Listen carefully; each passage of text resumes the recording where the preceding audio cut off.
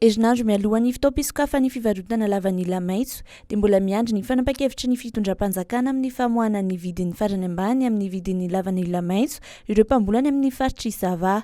Manantena izy ireo fa ho tazomin'ny fanjakana ny vidin'ny farany ambany R207 isaky ny kilao hoy ny olom-bafidy iray tany amin'ny faritra iny. Hatreto anefa raha ny filazan'ny Narsisy Rakotobe mpamboly avy any Ampanefena Vohimar dia eo amin'ny R3 hatramin'ny R503 ny vidiny atolotra ireo mpanango-bokatra. Vidin'izay lazaina fa tsy malo ny sarany velively. Tsy mbola nisy anefa hatreto ny vidin'ny farany ambany tapaka nandritra ny filan-kevitry ny governemanta raha ny loharanom-baovao avy amin'ny ministera misahana ny varotra. Afaka manatona ny komity nasionaly ny lavanila sy ny fobe-paritry ny indostria sy ny varotra ary ny asa tanana kosa ireo mpamboly manana fitarainana amin'ny fanombanana ny vidin'ny lavanila ambany dia ambany.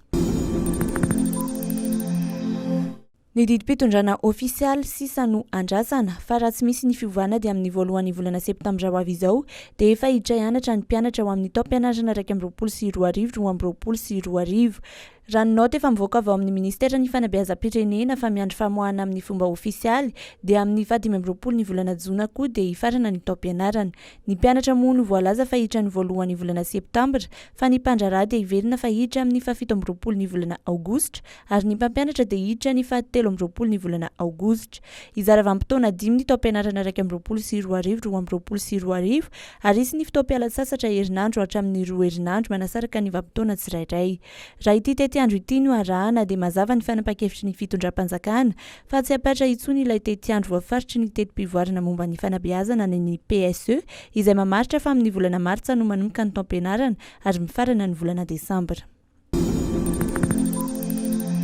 Navoaka ny Federasiona Malagasy ny baolina kitra androany talata atao amin'ny pejy Facebook ny lisitra ireo mpilalao hiatrika ny fiadinan'ny amboaran'ny Kozafa, lalao ifaninanan'ireo firenena ny atsimon'ny Afrika.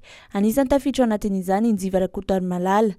Tafiditra ao anatin'io lisitra io ihany koa i Zakanirina Rakotoasimbola, Teoday Mananjary, Rojo Razafindrabe, Solonjatovo Rakotoarisoa, Lalaina Manampisoa, Tsito Razafindrasata ary Rinjala Raherinaivo.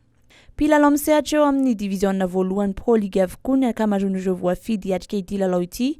Ny Fosa Junior no manana mpilalao maro indrindra izay miisa 5. 3 avy any amin'ny AS Adema sy FFFC, 4 kosa avy any amin'ny Ajesaya, Jed Kitana ary CS Disciple. Iray ny an'ny Zanakala FC ary roa ny an'ny Kosfa. Amada Aboudou sy Rija Jouvence no hitarika ny ekipa-pirenena ary manana herinandro ireo mpilalao voafidy ireo manana ny lalao voalohany izay fanandrinana amin'ny Malawi ny 7 volana Jolay ho avy izao.